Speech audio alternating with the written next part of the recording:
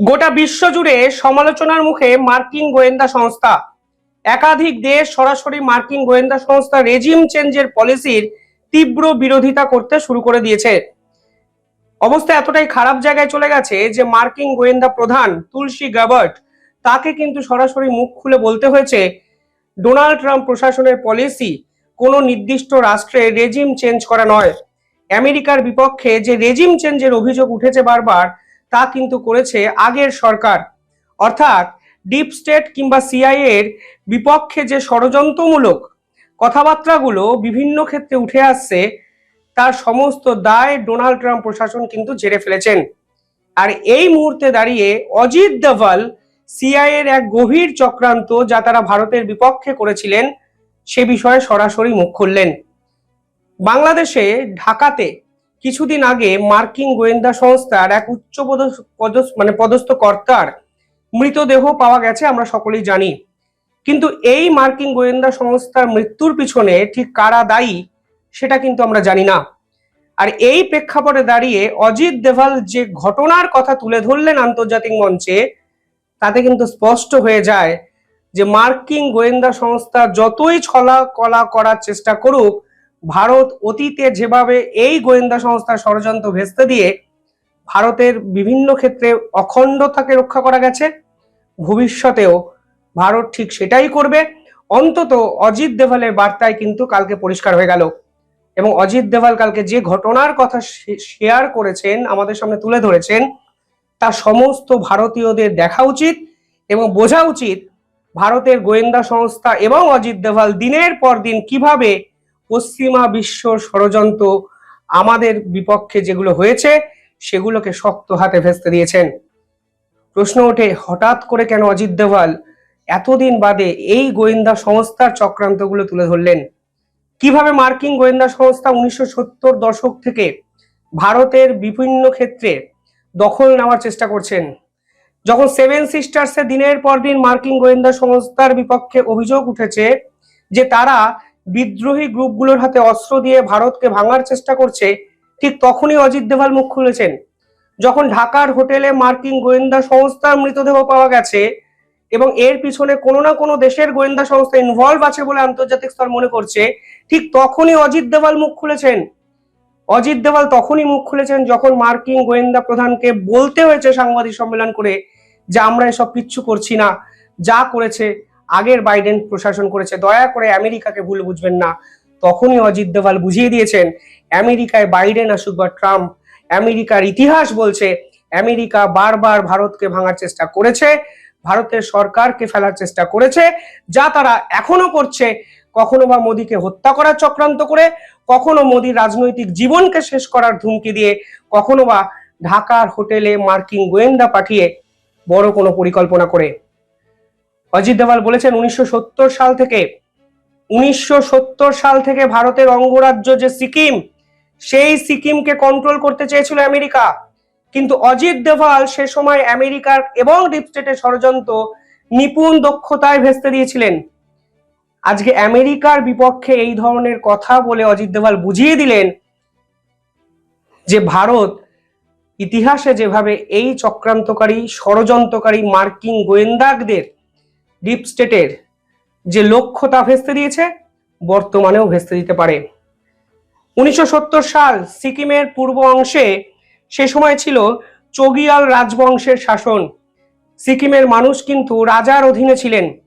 1947 সাল ভারতের স্বাধীনতার পর সিকিম কিন্তু ভারতের সঙ্গে আশ্রিত রাজ্য হিসাবে ছিল। ভারতের সঙ্গে কিন্তু একত্রে ভারতের অঙ্গরাজ্য হিসাবে সিকিম সে সময় কিন্তু ছিল না, যদিও সিকিমের অত্যন্ত গুরুত্বপূর্ণ কিছু কাজ ভারত দ্বারাই কিন্তু নিয়ন্ত্রণ করা হতো। 1970 সালে পরবর্তীকালে সিকিমের এই পূর্ব অংশের ক্ষমতায় আসেন প্যালডেল হান্ডুম। এই প্যালডেল হান্ডুপ নামক এক রাজা, এবং তিনি কিন্তু এক মার্কিন মহিলাকে বিয়ে করেন। সে সময় হঠাৎ করে কাউকে কিছু না বলে আমেরিকা থেকে এক নারী সিকিমে চলে আসেন। সেই নারীর নাম ছিল হোপ কুক। পরবর্তীকালে অজিত দোভাল মনে করেছিলেন এই হোপ কুক হলো সিআইএ এজেন্ট। যেভাবে আমেরিকা হানি ট্র্যাপ করে এই পার্টিকুলার সিকিমের রাজাকে ফাঁসিয়েছে, তার ভিতরে আসলে ছিল আমেরিকার ভারত বিরোধী ষড়যন্ত্র। 1971 সালে হয় মুক্তিযুদ্ধ, বাংলাদেশ নামক এক নতুন রাষ্ট্রের সৃষ্টি হয় এবং সেই রাষ্ট্র সৃষ্টির সময় আমেরিকা বুঝে যায় এই ভারত হলো সোভিয়েতের অত্যন্ত ক্লোজড একটি রাষ্ট্র। তাই ভারত যদি কোনো সিদ্ধান্ত নেয় আলটিমেটলি সেটা কিন্তু সোভিয়েতের সঙ্গে আলোচনা করেই নেবে এবং সোভিয়েতের কন্ট্রোল কোনো অবস্থাতেই ভারতের উপর ফেলা যাবে না, যা কিন্তু আমেরিকাকে ক্ষতি করতে পারে। এবং আমেরিকা মনে করেছিল যে হিমালয়ের কন্ট্রোল যেন ভারতের হাতে না থাকে, কারণ ভারতের হাতে কন্ট্রোল থাকা মানে আমেরিকা এই অঞ্চলে কোনো চক্রান্ত করতে পারবে না। ফলে এই অঞ্চলকে আমেরিকা তাদের দখলে নিতে চেয়েছিল এবং চেয়েছিল বলেই হোপ কুক নামক এক মহিলাকে আমেরিকার সিআইএ কিন্তু এই সিকিমে পাঠিয়েছিল, যিনি এখানকার চোগিয়াল রাজবংশের রাজা প্যান্ডান হান্ডুপ তাকে বিবাহ করেন এবং তাকে হানি ট্র্যাপ করে ফাঁসিয়ে দেন। এবং এই অঞ্চলকে আস্তে আস্তে সিআইএ কন্ট্রোল করতে চাইছিল, হোপ কুককে কেন্দ্র করে তারা জাল বেছানোর চেষ্টা করেছিলেন। পরবর্তীকালে হোপ কুক একাধিক বিদেশি পত্রপত্রিকায় ইন্টারভিউ দিতে শুরু করেন এবং ইন্টারভিউ লক্ষ্য ছিল ভারত বিরোধিতা। কেন সিকিম ভারতের আশ্রিত হয়ে থাকবে, কেন ভারত এবং সিকিম একসঙ্গে চলবে, কেন সিকিম স্বাধীন রাষ্ট্র হিসাবে নিজেদের মেলে ধরবে না, এই ধরনের অদ্ভুত কিছু প্রশ্ন, অদ্ভুত কিছু দাবি বিদেশের পত্রপত্রিকাকে কাজে লাগিয়ে সিকিমের মানুষের মধ্যে ঢোকাতে চেয়েছিলেন এই হোপ কুক নামক এই নারী, যিনি আবার সিকিমের রানীর তকমা পেয়েছিলেন রাজা হান্ডুপকে বিবাহ করে। তখন অজিত দোভাল বুঝলেন এই পার্টিকুলার হোপ কুকের কিন্তু মতলবটি আলাদা। তিনি সাধারণ মানুষকে উস্কানোর চেষ্টা করছেন এবং তাদের মনে ঢুকিয়ে দেওয়ার চেষ্টা করছেন যে ভারতের সঙ্গে থাকলে সিকিমের ক্ষতি। ফলে তিনি আমেরিকা এবং ডিপ স্টেটের মার্কিন গোয়েন্দা সংস্থার লং টার্ম জিওপলিটিক্যাল পারপাসটাকে সলভ করার জন্য সিকিমে এসেছেন। অজিত দোভালের মতো ক্ষুরুদার মস্তিষ্ক খুব সহজে কিন্তু বুঝে গেছিল। ভারতীয় গোয়েন্দা সংস্থা এই হোপ কুককে স্পাই কুইন নামে ডাকতে শুরু করেন।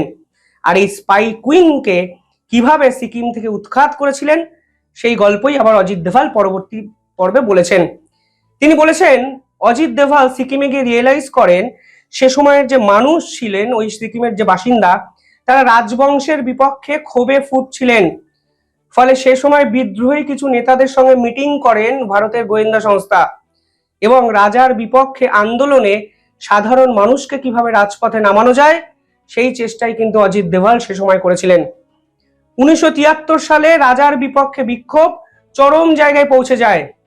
টাইম লাইনটা ইম্পর্টেন্ট। 1971 বাংলাদেশের সৃষ্টি, যেখানে সোভিয়েতের সাথে ভারত একত্রে কাজ করেছে, সেখানে অলরেডি আমেরিকা পাকিস্তানকে সাপোর্ট করে গোয়ারা হেরেছে।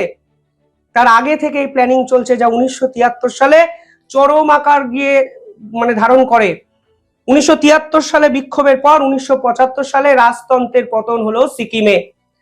পরবর্তীকালে সিকিমের মানুষদের মধ্যে ভোটাধিকার প্রয়োগ করে একটি সিদ্ধান্ত নেওয়ার ক্ষমতা তুলে দেওয়া হয় এবং বলা হয় তারা সত্যি ভারতের সঙ্গে থাকতে চায় কি চায় না। 97% মানুষ, অর্থাৎ 97% মানুষ ভোট দেন যে তারা ভারতের সঙ্গে থাকতে চান এবং অবশেষে সিকিম ভারতের অঙ্গরাজ্য বা অংশ হিসাবে অফিসিয়ালি যুক্ত হয় এবং ভারত সিকিমকে 22তম রাজ্য হিসাবে কিন্তু স্বীকৃতি দেয়। এই পুরো পরিকল্পনাটাই করেছিলেন অজিত দোভাল, যা তিনি কালকে জনসমক্ষে তুলে ধরেছেন। টাইমিং ইম্পর্টেন্ট জিওপলিটিক্সে। এমন একটা সময় তুলে ধরেছেন যখন আমেরিকার বিপক্ষে ভারতের প্রধানমন্ত্রীকে হত্যা করার অভিযোগ, যখন আমেরিকার বিপক্ষে সেভেন সিস্টার্সে একাধিক মার্কিন সেনা প্রতিনিধিকে পাঠিয়ে বুলেট প্রুফ জ্যাকেট বিলি করার অভিযোগ, এমন একটা সময় তুলে ধরেছেন যখন আমেরিকার বিপক্ষে সরকার ফেলে দেওয়ার মতো গুরুতর অভিযোগ, এমন একটা সময় তুলে ধরেছেন যখন এই আমেরিকা আসলে ভারতের কাছে, ভারতের গোয়েন্দা সংস্থার কাছে প্রত্যেকটি পদক্ষেপে, প্রত্যেকটি দিন 3টে করে গোল খাচ্ছেন।